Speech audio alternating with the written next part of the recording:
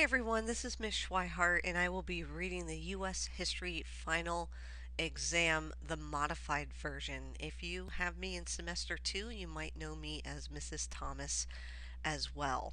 This is the U.S. History Final Exam, and your final exam consists of questions 1 through 77, all of which are multiple choice. You're going to be using this Word document to highlight the correct answer of that multiple choice question. And then you're going to submit your completed test after saving it to your computer to me through Kmail. I will then grade it and update your grade manually in the gradebook for you. Now, your final exam is scheduled to be taken on January 23rd, 2013. So that is going to be a Wednesday. Okay, make sure that you have it completed no later than 4 o'clock that day to avoid getting a 0 INC for incomplete. Okay, a 0 INC will show you the impact that not completing the exam will have on your grade. Okay, that's why I'm doing it right away. So if you don't take it by the 23rd at 4 p.m., you will see a 0 INC. I will open up the test on Friday the 18th. The test will be open to you, so you can take it early if you wish, but you will not be able to take it any later than the 27th at midnight. That is the last opportunity to submit any work for the quarter. Keep in mind, though, that on Friday the 25th, you guys don't have school, actually. Just the teachers will be working and doing some final grading and getting ready to button up the quarter. So from Friday the 25th to the 27th, I won't be available to help reset a test for you or help you with any tech problems you might be having.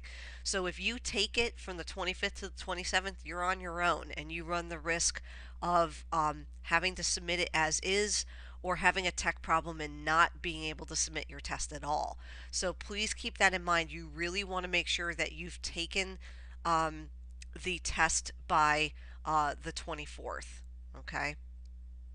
You want to take it on the 23rd, the day that it's scheduled, the latest the 24th after you've seen me to get any help.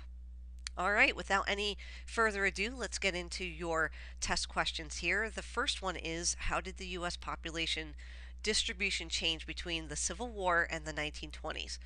The cities grew rapidly, rural areas and farms multiplied, or cities stabilized as immigration slowed. Number 2, how did ethnicity and race contribute to changes in the United States in the late 19th century?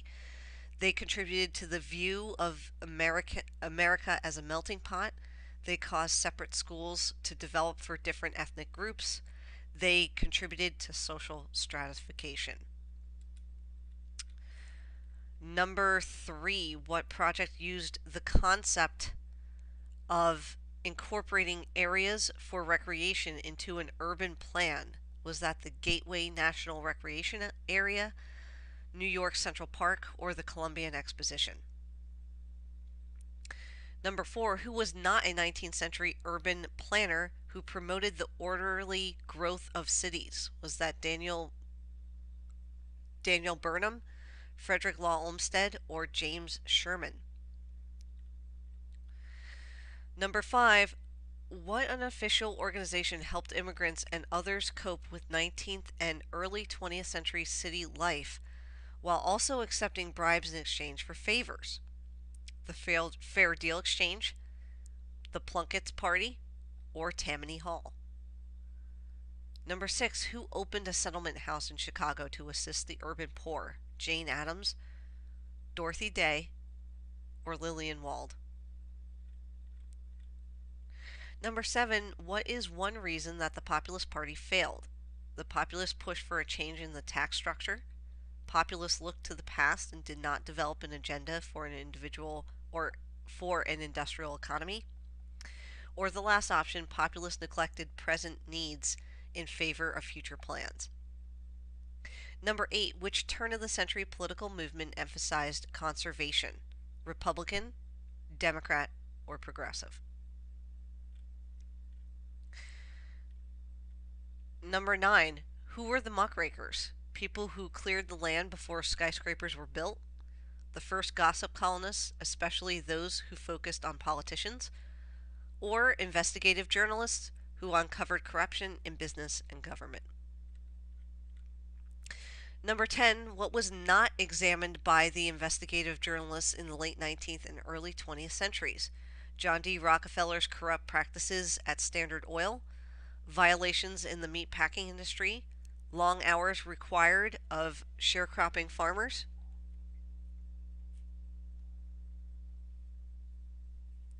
Number 11, what was one reform the progressive movement achieved? Direct election of U.S. senators, reduction of government regulation, or religious involvement in government?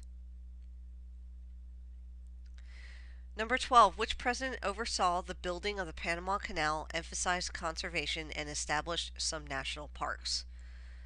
William McKinley, Theodore Roosevelt, or William Howard Taft? Number 13, whose administration featured a new freedom agenda that included a graduated income tax? Was that Taft, Wilson, or Harding? Number 14, how did Jim Crow laws, poll taxes, and literacy tests affect blacks in the period following the Civil War? They helped make it possible for blacks to vote. They promoted segregation and denied blacks their rights. They had little effect on blacks. Number 15, which Supreme Court decision allowed for the segregation of blacks in separate but equal facilities? Plessy versus Ferguson, Dred Scott versus Stanford, or Brown versus Board of Education? Number 16, what was one of Elizabeth Cady Stanton and Susan B. Anthony's goals? To gain immediate women's suffrage, to allow men to advocate for women's suffrage, or to achieve voting rights in selective states? Number 17, which amendment gave women the right to vote? The 19th, 18th, or 17th? Number 18, what was one argument against 19th century American imperialism? Traditional American principles traditionally opposed colonization. Social Darwinism meant that America would be superior without imperialism. Or America had sufficient sources of raw materials, so there was no need for imperialism. Number 19, the explosion on the USS Maine and yellow journalism contributed to the U.S. decision to go to war against Spain in 1898. What was another factor? A treaty agreement with England, protecting U.S. investments in Cuba, or stopping Cuba from nationalizing U.S. businesses? Number 20, what was one provision of the treaty that ended the Spanish-American War? The Philippines became a U.S. territory, Panama gave permission for the United States to build a canal there, or the island of Hispaniola became a U.S. territory. Number 21, what was one of Woodrow Wilson's foreign policy goals? To have the nations of the world form an association, to establish undisputed borders so wars would be less likely, or to restore an isolationist philosophy to U.S. foreign policy? What finally brought the United States into World War I? Unrestricted German submarine attacks on shipping, British and French requests for support, the bombings of Pearl Harbor. Number 23, what policies prevented the United States from entering World War I in the early years of the war? Isolationism and neutrality, imperialism and democracy, or imperialism and neutrality?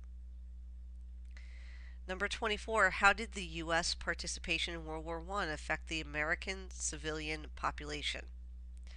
With men drafted to serve in the military, jobs became available for women and minorities.